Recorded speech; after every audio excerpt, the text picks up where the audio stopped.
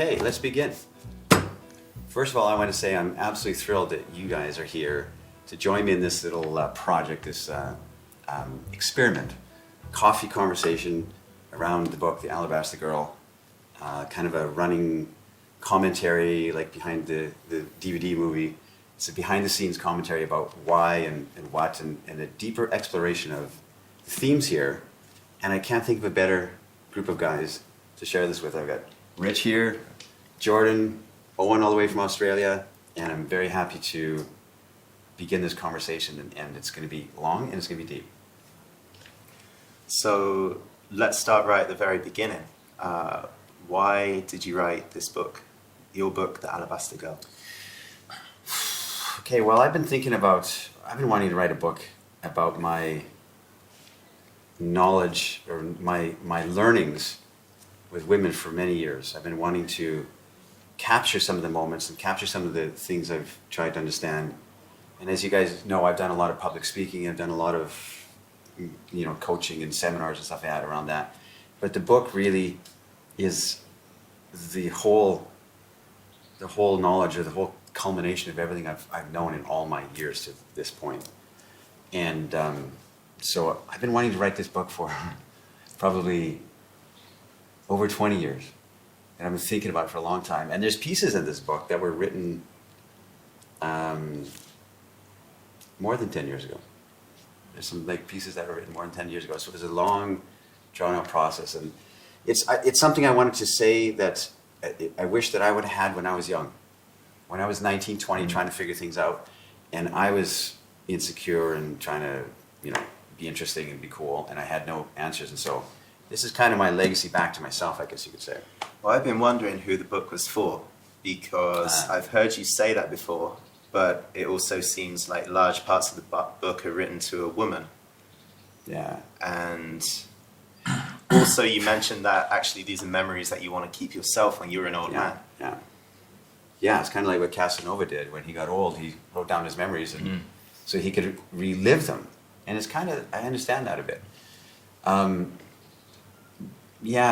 I started to write this book as a kind of a how-to, I guess you could say, or an instruction-y type book. Like you see them, the general way that books are written today in this genre, which is, okay, guys, here's something I've learned, and you could incorporate this, and here's 3 steps to X, Y, Z, but it didn't feel right. And I could have put this book out 5 years ago. It took me 10 years to write it. I could put it out 5 years ago, but then it wouldn't have been an honest book. It would have been a cool book. You guys would say, hey, I like that book from Zan Perrion. I learned this and I learned this. It would have good information in it. But it had to have some kind of vulnerability in it, deeper questions, deeper exploration, to be authentic, I guess, or to make it a real, to make it real and make it a real reflection of the man that you've become. Yes, and not make it, not to be cool. I could write a book that makes me look cool.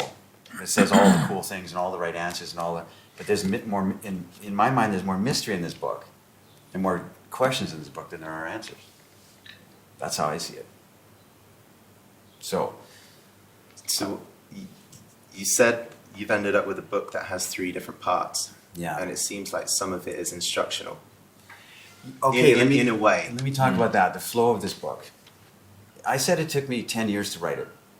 And it wasn't because I was blocked or I didn't know what to put next, or I needed I had volumes of things in my mind that I could put down on paper. In fact, I would say, now I think about it, I would say that 80% of this book was written 5 years ago. Wow. In fact, maybe you guys already know this, but I went 4 years ago, maybe a little bit longer than that. I went to Nicaragua. I was traveling, I was doing talks, I was doing this kind of stuff, and I was working on the book, but not really concentrating on it. And I have this thought all the time, or not all the time, that, man, if you ever got stuck in prison for 6 months or got on a deserted island, you could sure get a lot done, like writing, right? Yeah. And I thought, how can I artificially create this for myself? So I took off. I had this travel schedule. I was doing the seminars like that, and I took off to Nicaragua just to work on the book, just to fight for something, just to say, okay, it's 80% done. Let's go sit somewhere where it's quiet, where there's no distractions, and fight for the finishing of this book. And 4.5 years ago, when I went to Nicaragua, I thought, I'm here for 3 or 4 months. There's no reason I can't finish it. I'm going to finish it. My goal is to finish the book then. 4 years later, I finally finished it. And Nicaragua was interesting because I had no distractions there. No one spoke English. It was a small fishing village on the surf, on the ocean. The woman next door would bring me a fish every day. I sat in the same T-shirt and shorts every day and just sat there. No real electricity. In fact, no electricity. And so at 8 o'clock when it gets dark, you just go to bed because there's nothing else to do. And you get up when the chickens are clucking and crowing and stuff. And I would sit down at the book with my writing implements at the desk and I'd say, okay, I'm going to start. Full day ahead. Nothing to do. No to-do list, no internet, no Facebook, no Perfect. nothing. Yeah. Right? And so here I am. And I would sit down there and I would look at stuff I'd looked at yesterday and I'd change a word, change it back, change a phrase, look at it like this, write a couple sentences, do another paragraph, think, maybe that thing I wrote earlier should be here, and I go find that, try and find that and try and stick it here. An hour would go by me just picking away. And then I would say, you know what? I really need to think about this a bit. And I'd go for a walk. I'd walk along the beach and the surf and big surf crashing and stuff like that.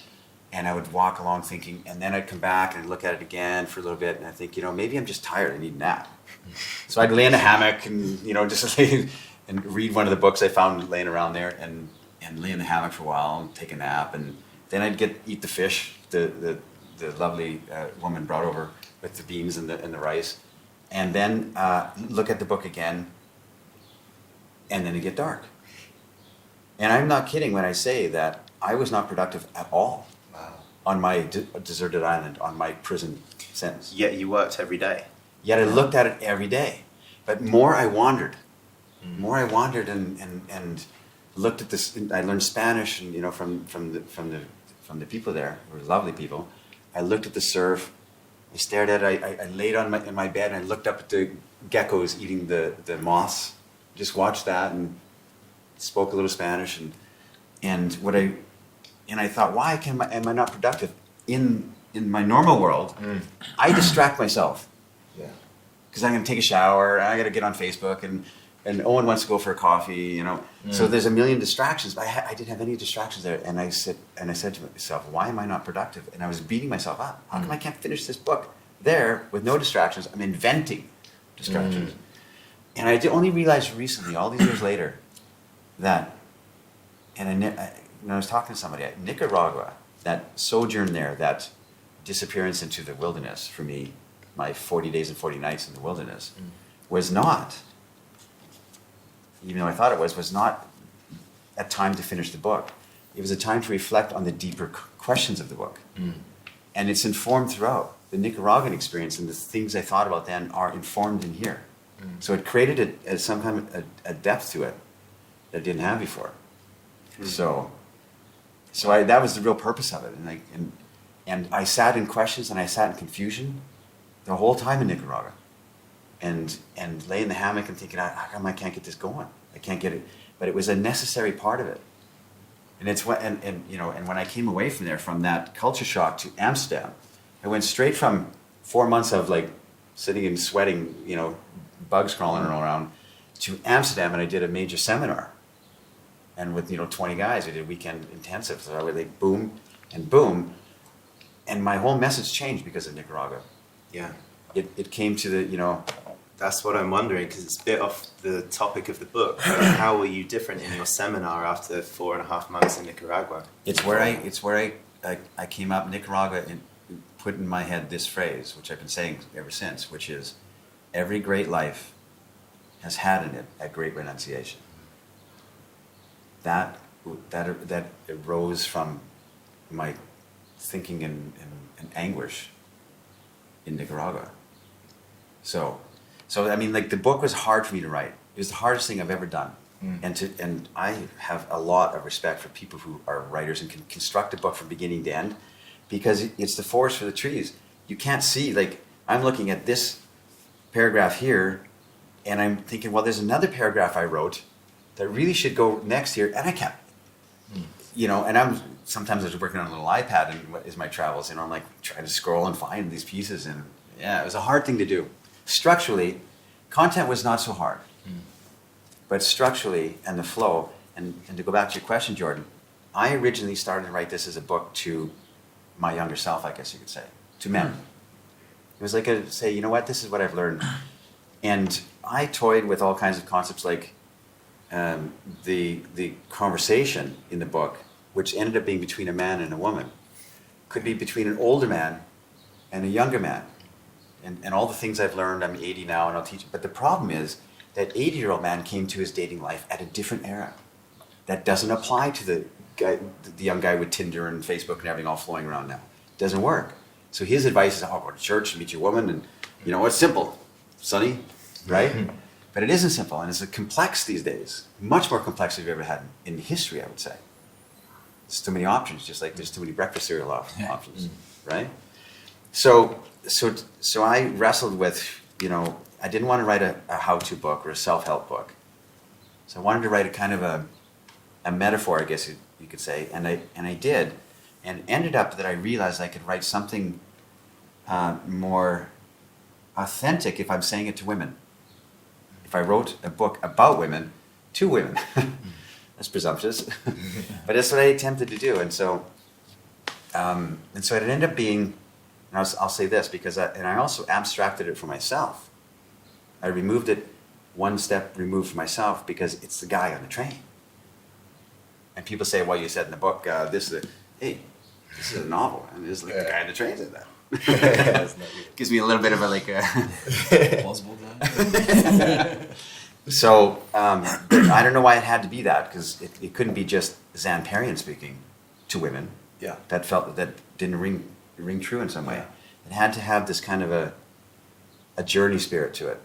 And as you guys know, it ended up being a journey on a train.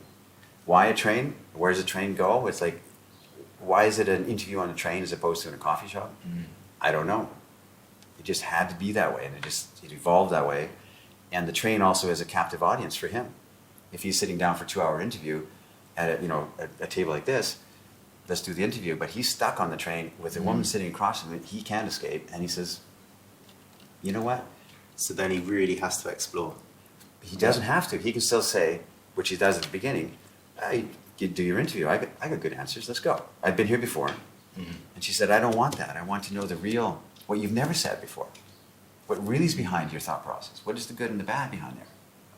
And he's never said that before. And he says, you know, all these years, I have the answers. I have the pat answers. So what is it that I haven't said? And so his whole thing is like, since I'm stuck with you on the train and you seem sincere, and I've never said it before, I'm going to say it. I'm going to tell you everything. Everything I know about women that I've never really said. And then that becomes the rest of the book. So the chapters start with this dialogue of the man and woman on a train. He's being interviewed because he wrote a book. This is the Inception layer type thing. Yeah. He wrote a book called The Alabaster Girl, which is the book within the book, which is a fake book. And so he basically says, so the first thing is the interview with them. And he says, you really want to know the whole truth? I'm going to brain dump. And it becomes this kind of like the monologue where he's like talking to women in general. It expands to the audience of women. And interspersed through his monologue is pieces of the fictional book he wrote, which is the very poetic love story that he's had with women that he it's injected through the pages. So there's actually 3 different styles of writing here. The train conversation is very, kind of rat-a-tat-tat. Yeah. You're right? It's like normal people would talk. Yeah. And then the monologue gets more into this, let me understand, and he gets a bit more florid and a bit more ornamental, I guess you could say. And then his remembrances are stream of consciousness and impressionist paintings of women that he's known, and it's a fleeting image of this woman as opposed to, hey, I met Rebecca on the corner of 5th and Vine, and we went for a coffee, and he wanted to write about the feeling of it as an impressionist painter would write about the feeling of the bridge as opposed to just painting the bridge. Is there one of those 3 layers that is closest to your heart? Yeah. Yeah, the Alabaster pieces, the fictional pieces, the essays that are the impressionist ones, Yeah. were the easiest ones for me to write. Yeah. Those are one take. I'm not kidding. Those are one pass through, and the conversation on the train was the hardest. I changed that for years. No one talks like that. She wouldn't say that logically, and I didn't want it to be like a. It was hard. The conversation on the train was the hardest thing for me to write. I rewrote that, rewrote it. The Alabaster pieces. I'll tell you a little story. I made a commitment to publish this on December 14, my birthday, my 50th birthday. I said, I'm gonna publish that book. It's been 10 years since my 40th when I started it. I'm gonna publish it on my birthday. So I gave myself for the first time a deadline. And on December 12th, I was in Bucharest, gonna go to Vancouver to visit my family for my birthday and for the publishing of this book, the release of this book. And on the plane from Bucharest to Warsaw, and the layover, and the 9-hour flight from Warsaw to Toronto, or to Vancouver, I can't remember how exactly it was. I wrote an Alabaster piece, which is the one about Brazil, with one take, without no editing. No one looked at it ever, and I just slid it into the book the day before I published it, and it's my favorite piece. It's the one I didn't review and didn't talk about and didn't agonize and change. Maybe this word's not, I had no time to replace the words. And it's my favorite piece. Wow. So I'm wondering, you live 40 years of life, Yeah. exploration into women, exploration of life, and you spend 10 years writing a book about that. What's it like to turn 50 and have that massive project closed and complete? I always said, when I finish this, for years I'm writing this book, I said, when I finish this book, I've been traveling on a little iPad or a little netbook. I've always been a gamer and a computer nerd, right? I've always been like, I said, when I finish this book, I'm going to go sit somewhere for 3 months, buy a screaming game machine with a video card and a sound card, and sit there and then play video games for 3 months, because I haven't done it in a long time to celebrate. But what was interesting, when I finished this and the day I published it, and it was very strange to me, I had no sense of celebration at all. Like, you score the winning goal and you win the Stanley Cup, or and you're like, that kind of feeling. Yeah. And I talked to Christopher, our friend Christopher, who he'd been trying to do his music album for years. And he had the same thing. When he finally finished his album, he said, like, okay, that's done. What's the next project? And it's kind of the same thing. People that climb Everest, they get up there and they're up there for 2 minutes. They're like, What's next? after 8 years of preparation, they're like, okay. Well, I remember talking with you, because we lived together for a little while as you were starting to put things into structure. And we were talking about this whole idea of men who build yachts in their yard. So you can get plans off the internet and all the different pieces to make up a sailboat and take it on this dream trip of a lifetime around the world and be like the independent man who constructs it from start to finish. I found on the internet that most people that start that construction project never actually finish it. There's a sense of attachment to the journey itself, and the boat remains 3/4 done in the yard.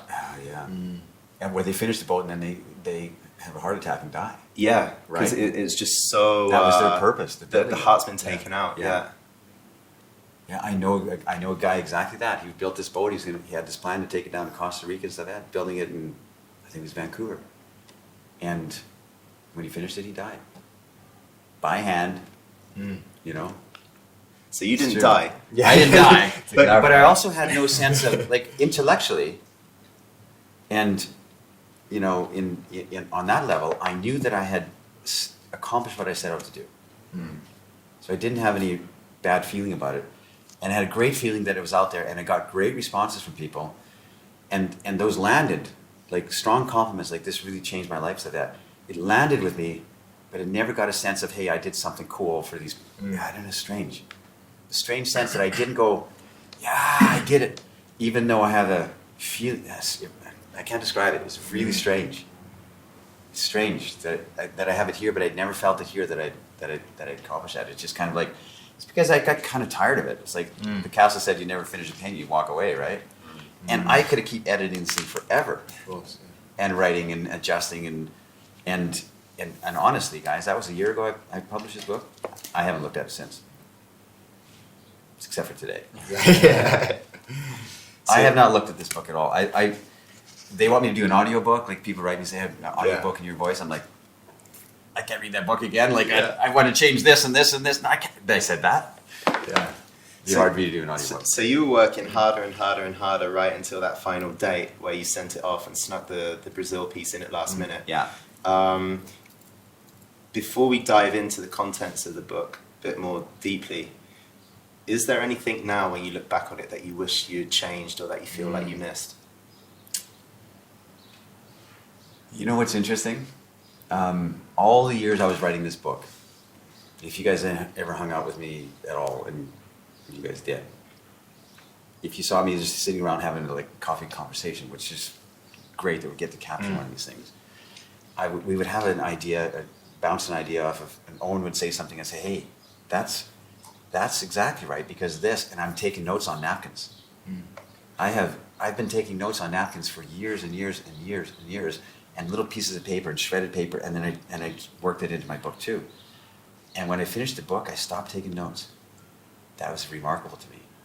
Like, something got out of my system. And maybe on a little phrase or a turn of phrase or a little clarification, which is what we want to do here in this great conversation, a deepening or a clarification, but a new concept or a concept that I can't think of anything. And there's probably a lot. Yeah. But my mind kind of shut down from the subject of men-women dynamic, that polarity, which is the whole thing this is about. And it kind of just shut down, not stopped being interested in it, but started looking for the next thing to explore, I guess. So does that mean you've outgrown your relentless pursuit to understand women, the feminine? That's a great question. That's a great question. The relentless pursuit that I've had all these years to understand women? Probably. But the feminine spirit and the masculine spirit and the combining of the two, or that further journey? No. That's still very much, because my next things, and what people have said to me, like, the next thing we would love to hear from you is like more of that adventure. You left home and hearth and you took off into the wild without any safety net. And that's kind of where I want to go with the next kind of project. I want to talk about what is that feeling of, letting go of the shore, binding yourself to the mast and putting yourself into the elements, and so that it is still relative to our relationship with women and polarity and stuff like that, but it becomes more of an inner quest, I guess you could say. I don't know. It's a good question. Start the hero's journey, almost. Yeah.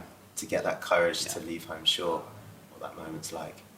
Yeah, and more, I'm hearing people say, we'd like to hear that story. Not personal story necessarily, but that explore that kind of a concept. Like, what is the seeking of adventure, no matter what the cost? This is too, but it's very strongly, the journey of this man and his life of women. So, interesting. Reminds me of, so a lot of people come and spend time with you, spend time with the Amorati. It reminds me of a man who was here with us a couple of weeks ago in Bucharest, and he called him Dead Man because he reminded me of Johnny Depp in that film, where it starts off with order and it goes into chaos, and you see this man at some point gets pushed around and takes a leap into the wildness and the unknown. And he was sat on that question of, do I stay in my modern, rational, clear, structured life back home, or do I take off into the elements? And it's like, so many of us that gather around to talk about your book, about the themes, about the Ars Amorata, or on that or on that precipice of, do I really do it? Do I actually follow my authentic truth in my heart and take a dive into chaos? That's exactly what it is. I mean, Jordan, I've been saying for years, I've had this notion for years that all the best stories, all the best books, all the best films, to me anyway, involve journey. And it's not a journey to you know, the promised land. It's a journey from order to chaos, like you said. Like Apocalypse Now, Sheltering Sky, Dead Man, Johnny Depp. It's all, everything's all buttoned up and normal. And then there's a journey into like just chaos. And this very much is the same thing to me. Is like at the beginning of the book, he says strong things, confidence, and he knows the answers. He's been interviewed before. He knows what, you know, I'll tell you what I know about women. I know this and this and this and this, and I also know this, right? And as he goes in his journey, and as the train continues to go, and she asks deeper questions of him, his order goes to chaos, and it goes to mystery. The whole book flows outward to mystery. And this feels like, maybe when people are reading it, they don't feel that necessarily, and except maybe a train. But to me, this is a complete journey. The book is a journey from order to chaos, from knowledge to mystery, from absolute confident things that we know, and the curiosity of the unknown and what's possible, potential. It's going to a horizon that you don't know. And to me, like, I could never write another book that doesn't have that same kind of feel either. It has to be like that, I think. It's funny. And now sorry, Jordan. That's the way the tango was described to me as well. You know? Yeah. It's a dance into the unknown. Yeah. No, that's perfect. That's great. Because that's where I've always said, you know, we shouldn't be seeking answers. We should be seeking the greater mystery. Yeah. Small minds sit in answers, big minds sit in questions. And so, to me, that's like, and this had to be a book of questions. If I wrote it 5 years ago or finished it 5 years ago, it'd be a good book of answers. Yeah. Yeah, that's good. But it had to be a book of, let's put these answers aside. Let's mention them. Let's put them aside, because what else? Where can we possibly go? That's the idea. Makes me think of interacting with women as well. Like, I experienced that there's something much more seductive, romantic about a man who's sat in these questions rather than is a walk-in answer to everything. Yeah, because there's, and we'll touch on that when we get into the book more, but that's the essence of what true seduction is, which I didn't know for years. You think seduction is like saying things a certain way or doing things a certain way. But seduction is to have the great confidence of knowing that you are a student of life. You don't have all the answers, but you're okay with that. And you're okay with the vulnerability and the mystery of it. And that's what is seductive to women. We would call authenticity.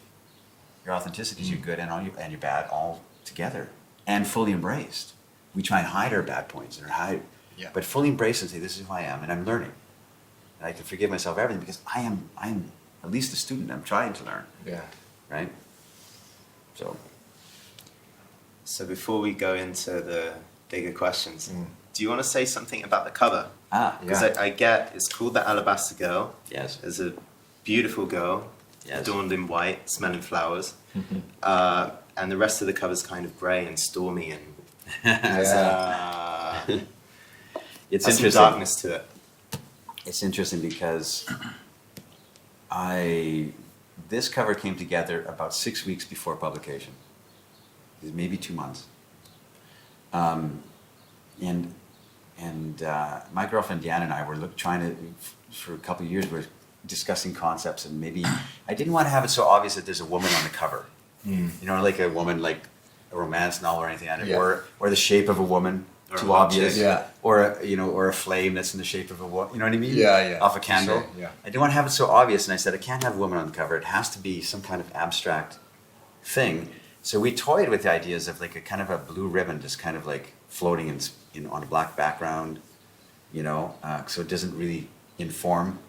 But then, a great designer in Romania, Andrei Crăciun, who did a fantastic job, he came and said, I'll come up with some different concepts.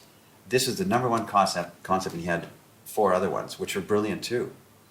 And this is a photograph that's obviously been adjusted by a Ukrainian young guy. He's about 20 years old, and this is a model he uses in his photos. And he created this photograph with this background. And so we contacted Igor Lapko, who is the photographer, who's brilliant. He's a brilliant photographic artist. Got the rights to this picture. My designer here in Romania designed the cover, and I didn't change a single thing because it was so landing and perfect. And the symbolism is all over the place. Yeah. And we could speak about it and say, well, this bird represents, you know what I mean? And but it really is, to me, it's a feel. You look at that and you get the same feel as is what I wanted to capture in the conversation, in the book itself. So it really aligned and it really matched up, and it was only like 2 months or a month before. And it kind of like makes me shiver a little bit to think, what if I didn't get this? And I had to like slap something together. Yeah. You know what I mean? It just came together. Thank you, Andre. Yeah. And Igor. Great designers who have a better eye than me. So I remember you playing around with paint for Windows. Oh yeah. Yeah. Shapes and fonts around. One other quick thing. I don't know if you want to talk about this now, but alabaster.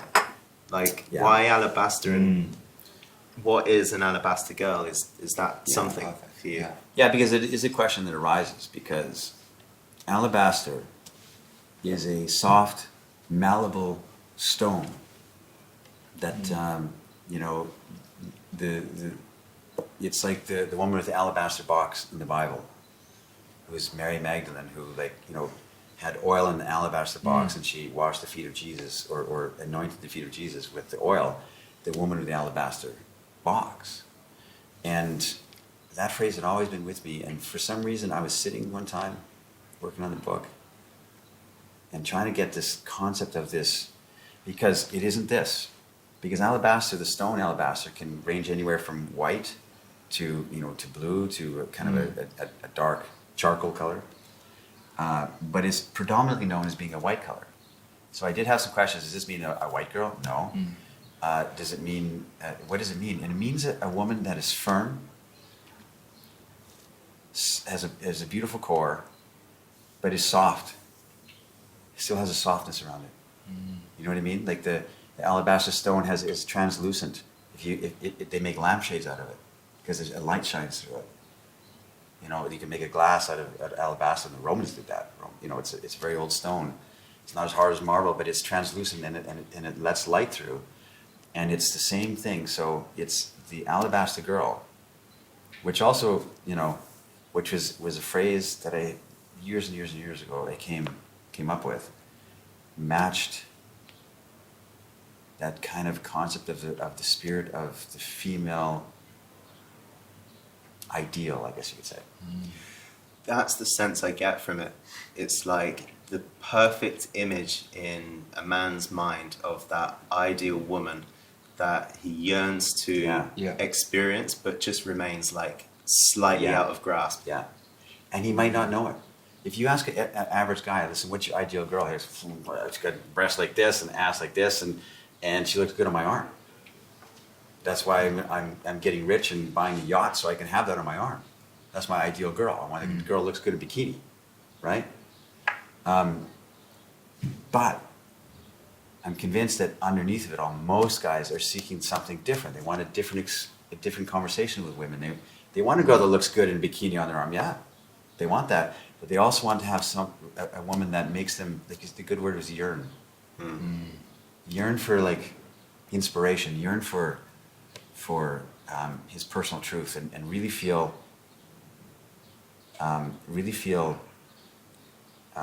supported, I guess you could say, or inspired. Looking for the woman that inspires him, his muse. It makes him think, wow, you know what? All this troubles of the world, but I got that. So this is what the alabaster girl means. Yeah. So, and it is a poem. It arose from a poem. Maybe I should just quickly touch on that, because it's going to be a question to the book. The poem is later in the book, but I'll say it now. I wrote this poem a long time ago, and it is this.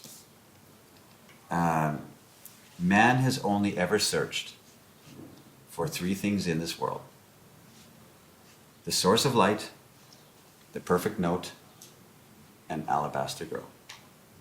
That's the poem I wrote.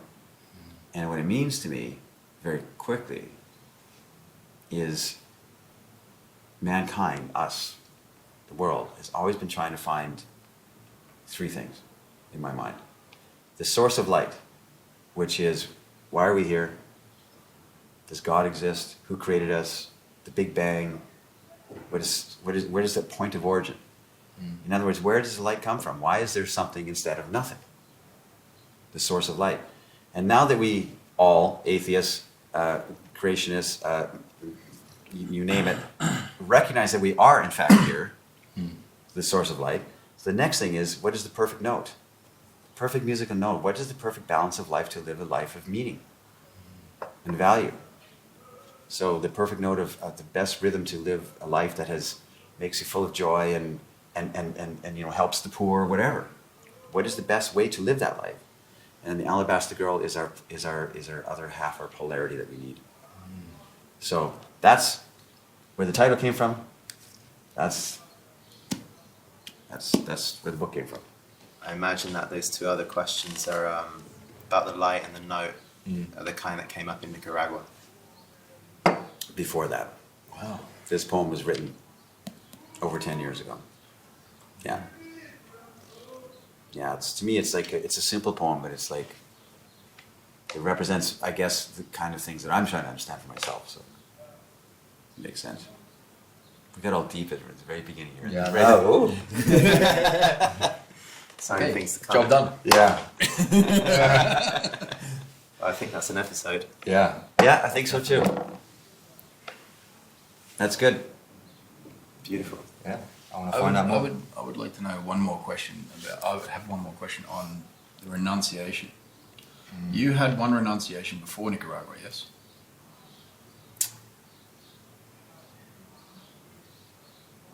Yes. And then you had a second one. Well, I had one real renunciation where I started my life, we'll talk about it later, but where I went through this youthful journey and then a career journey of trying to like keep up with the Joneses and be this, follow the societal recommended path. And I removed myself from that. I renounced it at some point, which informed my next 10 years, the 10 years of the book. Right around the same time I started writing this book. So yeah. But the second one in Nicaragua, was there a second one in Nicaragua or not? No, it just made me realize that's the message. I see. I had one great renunciation in my life. That was to like walk away from society, hit the road, carry on bag, and try and seek something. And then Nicaragua shaped the message into a really strong message. Okay, I see. So, yeah. And you say in the book, it's one of my favorite phrases, your greatest fear in life is mediocrity. And this book seems symbolic of mediocre relationships men have with women. You don't just talk about these things, you live these things. In life and with women, it's a fight against mediocrity to something more authentic and real. Yeah, I really do think that's the ultimate battle. It's not a battle against evil, it's a battle against mediocrity. It's not good and evil, it's good and mediocrity. And I said in the book here, mediocrity is catching. Yeah. You look away from it. You look at all the reality TV shows and all this, and it's so surface and shallow, and it's catching. It's like the whole world is like caught up in this. Yeah, but that's for another episode. Yeah. It's great. Should we dive right in? Let's cut, because I want to see how the test is. Yeah. Okay? Well, that's going to be the most awkward one. Yeah.